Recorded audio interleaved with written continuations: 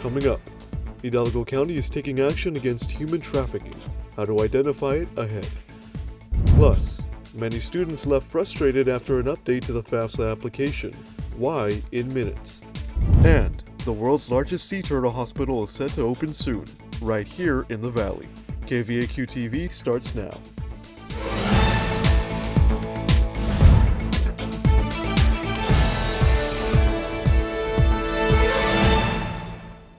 Hey vaqueros, welcome back. This is the first spring edition of KVAQ-TV. Live from the studio, I'm Tristan Cortez. Today is Tuesday, January 16th, and at the top of the newscast, the National Human Trafficking Hotline reports that Texas received at least 1,100 signals through their hotline from victims of human trafficking. Andrea, what is being done to spread awareness? We start the new year with a proclamation by the Hidalgo County Criminal District Attorney's Office, marking January as Human Trafficking Awareness Month. The Rio Grande Valley Anti-Human Trafficking Task Force has identified 119 cases over 2 years and are currently handling 60 cases. Agent for the Special Investigation Unit in the Texas Alcoholic Beverage Commission, Honorio Pelayo, explains what human trafficking is. You don't have to actually have somebody physically tied, but when you control every aspect of their ability to do everyday functions that you and I enjoy. Medical liaison for the task force, Rosa Hernandez, says anyone can be at risk of human trafficking, from young children to adults. Hernandez says it is important to educate the community about this modern-day type of slavery, since some victims may not be aware they're being trafficked. Sometimes victims don't see themselves as victims. Pelayo adds some of the red flags someone could be a victim is restricted access to communication or a cell phone, and no control of their own money or identifications. Texas Alcoholic Beverage Commission Lieutenant Rick Bailly says he has worked with cases where traffickers use social media to lure their victims to meet somewhere. Demographics show some venues for human trafficking in Texas include illicit spa businesses and hotels or motels. Case demographics show 616 victims are adults, 240 are minors, 758 are females, and 137 are males. Bailly says children tend to be of high value for traffickers and advises parents to be aware of what their kids do on social media. No parent wants to think that their child is going to get mixed up in a situation like that, but it's happened time and time again. To reach out to the task force, you can email at rgvhtt@gmail.com.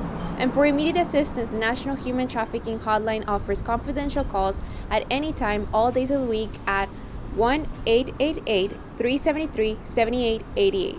For KVAQ-TV in Edinburgh, Andrea Flores. Many students are pressed to meet new FAFSA deadlines and changes in hopes of securing financial opportunities. The Department of Education rolled out a soft launch for the 2024-2025 FAFSA on December 31st, which was initially designed for the application to be completed with ease. However, students voiced their concerns, which included the website being down and filling out the parent portion. Financial Aid Assistant Director Roman Silva says the office offers an express lab at U Central that helps students with the application and recommends staying advised with any updates through the Student Aid website.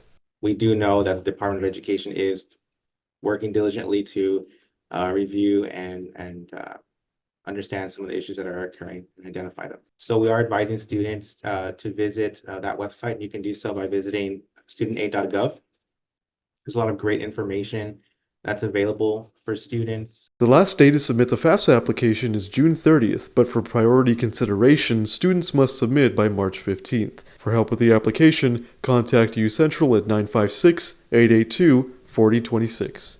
A valley-based organization is making big waves at South Padre Island this year as it wraps up construction of the world's largest sea turtle hospital. Sea Turtle Inc. is a South Padre Island hotspot where residents and tourists learn about sea turtles. But aside from education and research, Sea Turtle Inc. is looking to become a global hub for helping our reptilian friends. Since its formation in 1977, Sea Turtle Inc. prioritizes rescuing sea turtles across South Padre Island. Like Jerry, an Atlantic green sea turtle that has been a resident at the facility since the 1980s. Aside from being a home for sea turtles that are unable to live in the wild, the organization helps nurse them back to health after being stranded. Sea Turtle Inc. CEO Wendy Knight says human intervention is a major reason for the injuries found in sea turtles, an issue that the new hospital will address. So they ate something that wasn't food, that was left in the water, meaning fishing debris, fishing line, plastics, straws, lids. We will take patients and transfer patients from other hospitals as they need it, and be collaborative in research and in projects and in grant funding for projects worldwide. Knight also emphasized the responsibility of individuals to avoid further endangering sea turtle species, such as the Kemp's Ridley found at South Padre Island. Associate Professor of Plant Ecology and Sustainability Christopher Gabler says with areas containing large human populations like coastlines, it is important to help preserve animal populations as well. Not only do we have that pressure of greater human habitation, the coastlines are facing a lot of different things related to climate change, like sea level rise and a lot of coastal pollution issues as well.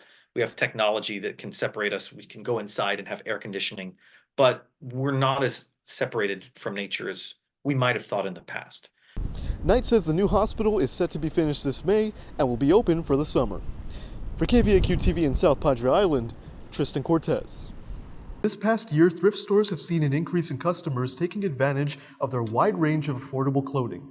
But one expert explains some precautions to take while shopping. Dathan, what are things to look out for?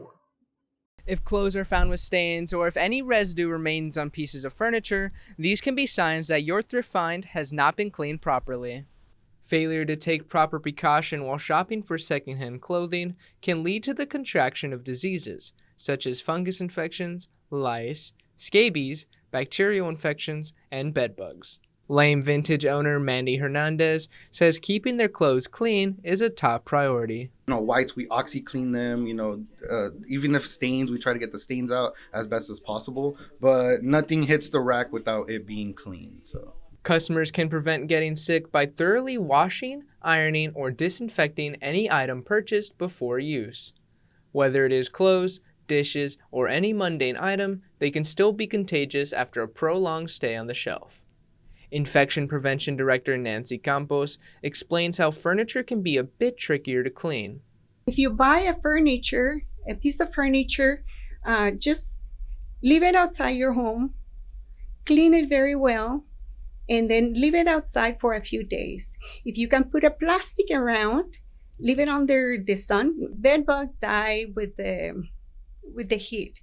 Experts warn to avoid purchasing hats, any baby accessories, and underwear and swimwear.